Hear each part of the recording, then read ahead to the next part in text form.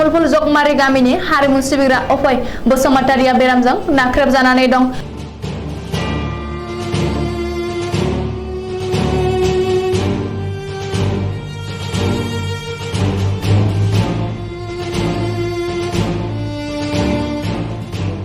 तामुलपुर जिल्लानि सिङाव थानाय निस देपेलि गामिनि थागिबि अफय बसुमतारिया आथिं थोंसे हेन्डिकेप आरो बियो तामुलपुर ओनसोलनि सासे मोजां तबला दामगिरि लोगोसे हारिमुखौ मोजां मोनग्रा। बिथाङा अफय बसुमतारिया थांनाय डिसेम्बर दाननिफ्रायनो लिभार आरो बिखायाव दै जमा जादों। बे दै जमा जानायखौ रङियायाव थानाय ससति हस्पिटालाव दै जमाखौ दिहुननाय जादोंमोन, नाथाय रांखावरिनि आंखालनि थाखाय ससति हस्पिटालाव फाहामथाय लानो हायैनि थाखाय दा बिथाङा गुवाहाटीनि मेडिकेल कलेज हस्पिटालाव फाहामथाय लागासिनो दङ।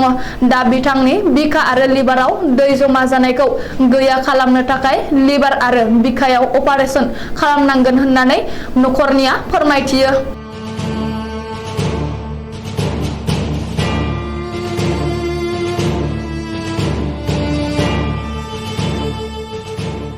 बे अपारेशन खालामनो थाखाय गोबां रांनि गोनांथि जानानै फैदों। बेनिखायनो रायजो राजा आरो खुंथाय सरकाराव थानाय बिथांमोननिसिम राहा गोथे नखरा मदद नागिरदों।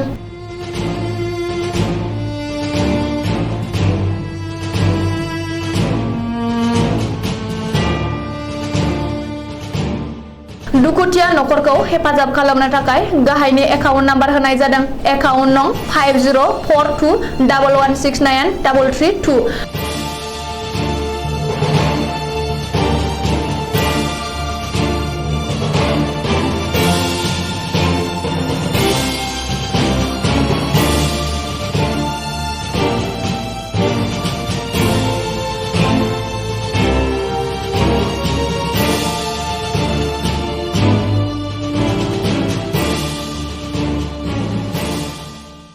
सर गिबियावनो आङो नोंथांनि चेनेलखौ आङो बरायनायनि लोगोसे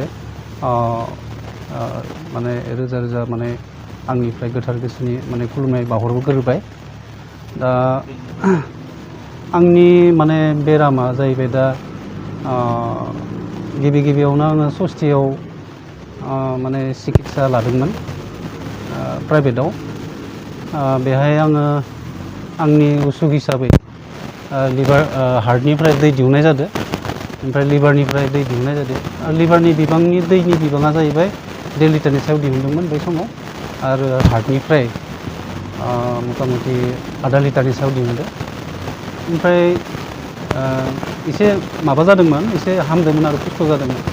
जानायनि उनाव सार आरो माने मा जाहैबाय, जेथिया चेकआपआव थाङो आङो, चेकआपआव थांनायाव आरो रिपर्टखौ होबाय मा आखौ माने दैया जमा जाफिनदों आरो आगोलनिख्रुइ बारा माने बिबांनि माबायाव दैया बारायफिनना थाबाय।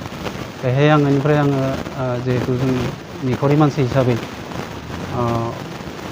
प्राइभेटाव आङो सिकित्सा लानायनि माबाखौ आङो लामाखौ एसे सानस्रिनो हायै जाहैबाय।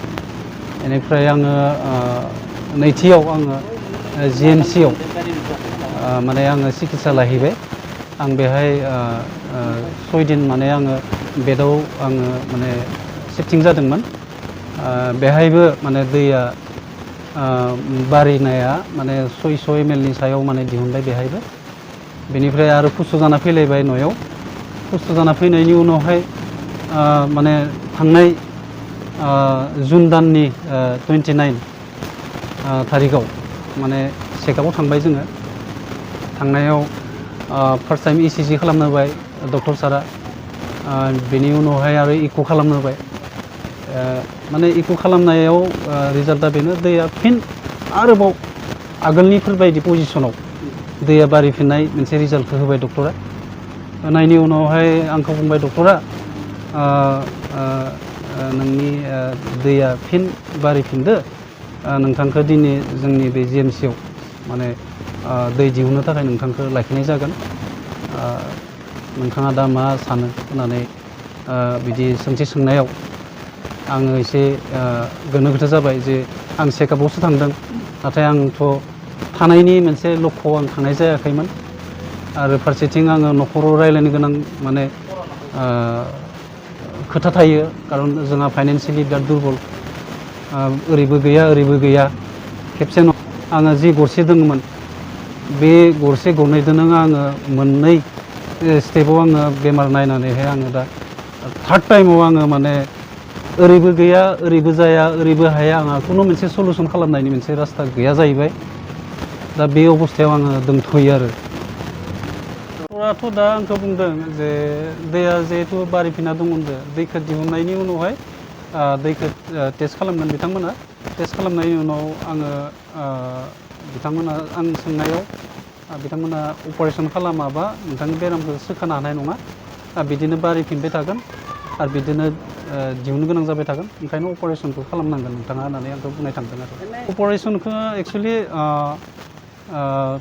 जोङो 29 तारिखआव जिहेतु थांदोंमोन जुननि 30 तारिखआवनो बिथांमोना दैखौ दिहुननो थाखाय लिंहरदोंमोन नाथाय फैसा पाथिया जगर जायैनि थाखाय जोङो 30 तारिखआव जोङो थांनो होननानै बुंनाय बाथ्राखौ जों लाखिनो हायाखिसै आरो दिनैसिम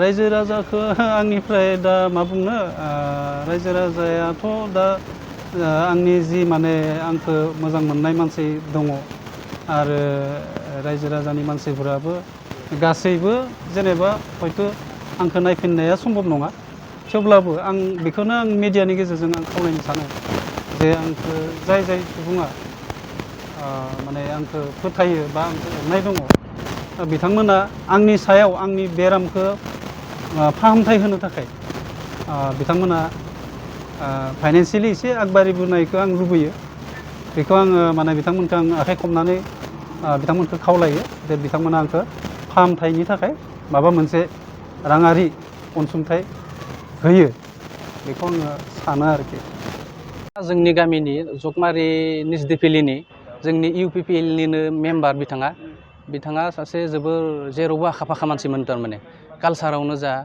बायदि दामनाय देनायाव बिराद मोजांथार गासैबो नैबे ओनसोलाव सोरबाफोर बहाबा माने गान रोजाबनो थाङोब्लाथाय बिथांखौ लाना थांफायो तबला दामनो थाखाय बिथाङा कालसाराव बिराद मोजां बिबान मा दं थारमाने हायो आरो थारमाने ओरैबायदि खालामनो बे हिसाबै बिथाङा दे दिनै ओरैबायदि मोनसे बेमाराव गोलैना थाबाय बिराद दुखु नांथावना फारसेथिंसाय जोंनि इउपिपिएलनिबो बिराद सक्रिय माने मेम्बार बिराद मोजां खामानि मावग्रामोन दा बेनि थाखाय जोङो गामि हिसाबै बिथांनि बे बेरामाव जों जोबोद दुखु मोननानै जों नोंथांमोनखौ जे गामिनिया मिडियाखौ हांख्रायना लाबोनाय जाहोनायनि मेन जाहोना बेनो जाहैबाय थारमाने आच्चा बिथाङाथ' दासान्दि बिथाङा जेबो इनकामाव जेबो गैखाया बिथाङा सासे आरो हेन्डिकेपबो जेबो खामानिबो मावनो हाया बे थ्रुयैदि बेनि सोलायनो आरो बिथाङा जेरैबो माने जेथिबो थांनानै दा बर्थमान खामानि मावनो हाखायाखै दा बे लेखायै जोंनि गामिया बेखौनो लुबैयो जे दा सोरबाफोर